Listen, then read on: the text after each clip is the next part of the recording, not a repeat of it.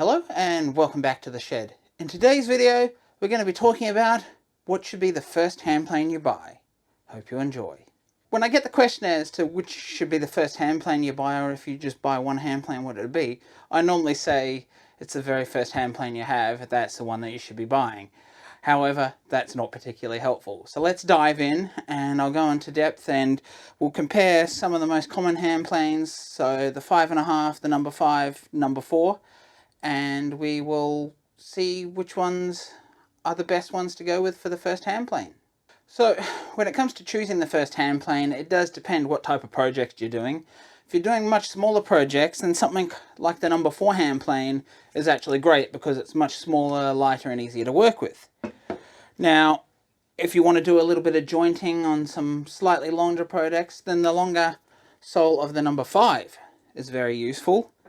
And if you want a little bit of extra weight, but the same length and style of the number 5 and a wider blade, the 5.5 is your choice.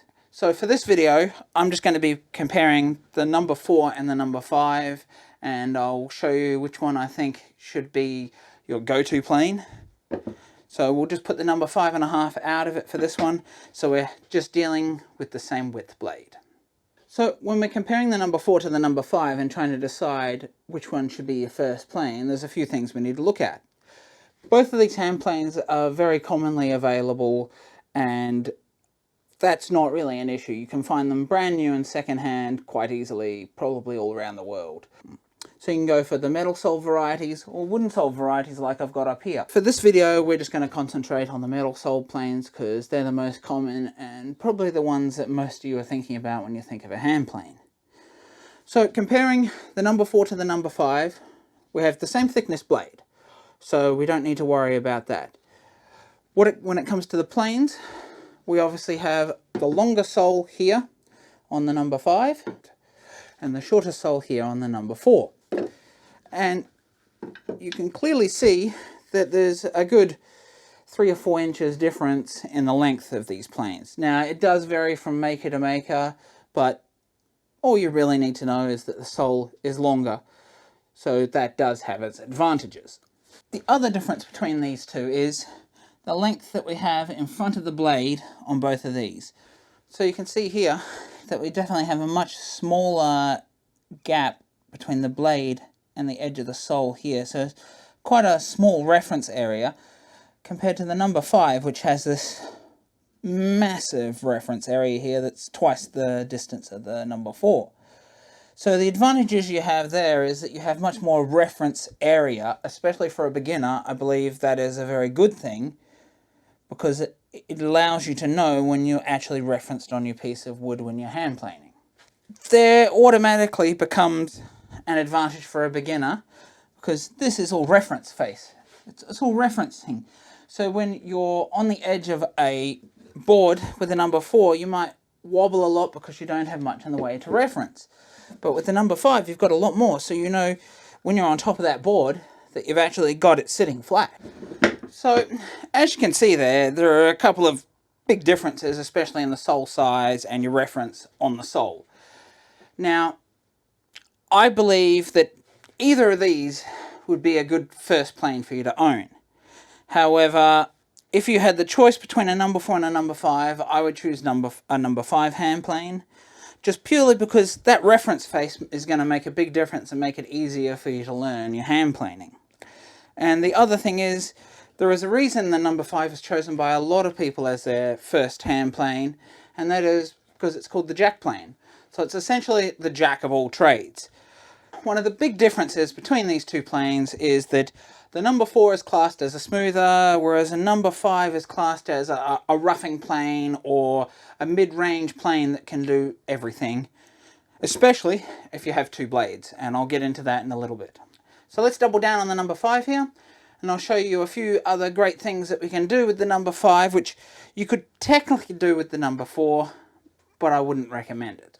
But the real advantage when it comes to the number 5 is the fact that they tend to have a slightly wider mouth. Your tolerances don't have to be quite as precise as with a smoothing plane. However, you can definitely do smoothing with a number 5. Now, currently I have this set up as a smoother, and if we look closely at this piece of wood, we can see that there's the grain is actually all over the place. There's no real straight defined grain. It's running all over the place. It's coming up to the surface. It's quite naughty. And I'll show you that the number 5, even though we're not using it as a smoother, it can be set up to take a nice smooth shaving. So as you can see, this doesn't really have a defined grain, and that's why we get all these little tiny shavings. It doesn't come off like a nice thick shaving. Like if I was to put a piece of pine in here, you'd see a nice shaving. In actual fact, let's do it. So if I have a piece of pine, you'll see that we'll get a nice shaving like this. But with Jarrah, you can see that the grain is all over the place, so we get these little tiny shavings. However, with the smoothing blade set up correctly in here, as I've shown in my previous videos, which I'll leave in the description below to how to sharpen a hand plane blade, prepare the back of it, and prepare the chip breaker. I'll leave those videos in the comments below.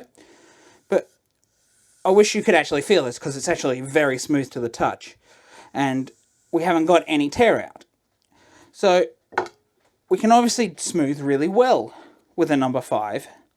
As well as if we put a rough blade, like I've got here, if you can see that, we've got a big radius. It's a 1 in 6 radius for the most part, and that's going to allow us to take a nice thick heavy shaving. I'm going to leave the pine in here, just for this purpose.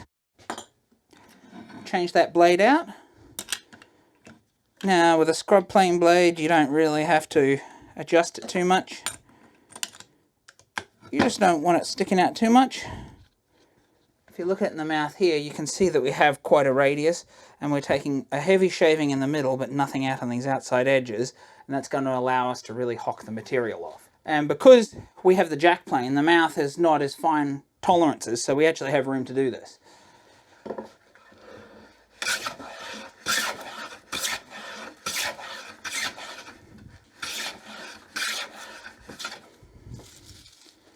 You can see in quick succession we've just taken a lot of shavings off here. As you can see here, there's a lot of variability in what you can do with a jack plane, because the mouth tends to be a little bit larger, and if you have a smoothing blade and your own roughing blade set up, you can get the majority of your work done. And that is all with just one hand plane. Now, I like to set up a jack plane for doing scrubbing, and I tend to have my 5.5 set up with a medium sort of smoothing cut or a medium cut, and then I like to have a third plane set up for my finer smoothing. However, if we had to choose one plane to be your first plane, it would definitely be the jack plane for me. So what you could do in terms of workflow is you can come in with your roughing plane,